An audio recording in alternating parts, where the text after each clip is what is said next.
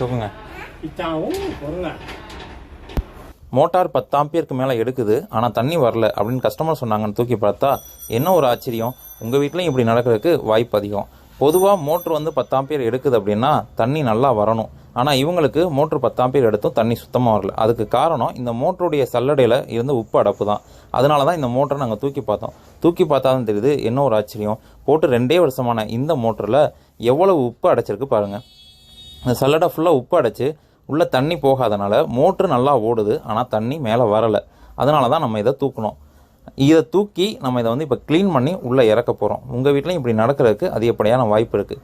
Motor நல்ல ampere rating எடுத்து உங்களுக்கு வந்து தண்ணி வரலை அப்படின்னா நீங்கள் வந்து இதை தூக்கி சர்வீஸ் பண்ணி இறக்கணும். அப்படி சர்வீஸ் பண்ணும்போது இந்த ஒரு விஷயத்த மறக்காமல் செய்யணும். இந்த சல்லடையை புதுசாக மாற்றிடணும். பொதுவாக இந்த பழைய சல்லடையை வந்து க்ளீன் பண்ணி போட தான் செய்வாங்க, ஆனால் அதை நீங்கள் செய்யாதீங்க. உங்கள் வீட்டுக்கு செய்கிறீங்க அப்படின்னா ஒரு 100 ரூபா 120 ரூபா தான் வரும் இந்த சல்லடையோட ரேட்டு. நீங்கள் இதை கம்பல்சரி நீங்கள் புதுசு மாற்றிடுங்க. ஏன்னு சொன்னால் பழைய சல்லடை நீங்கள் மாற்றுறீங்க அப்படின்னா அதில் இருக்கக்கூடிய டஸ்ட்டு வந்து மறுபடியும் வேகமாக படிகிறதுக்கு வாய்ப்பு அதிகம். அதனால் வந்து புது சல்லடை மாற்றுறது தான் பெஸ்ட்டு. அதனால் இதை நீங்கள் புது சல்லடை மாற்றிட்டீங்க அப்படின்னா உங்களுக்கு இந்த மோட்டர் ரொம்ப நாளைக்கு நல்லா வரும்.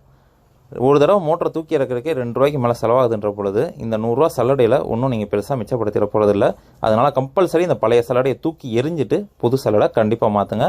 அப்படி மாற்றிட்டீங்க அப்படின்னா இந்த மோட்ரு வந்து நல்லா வந்து ஓட ஆரம்பிச்சிடும். அவங்களுக்கும் நல்லா ஓடிடுச்சு.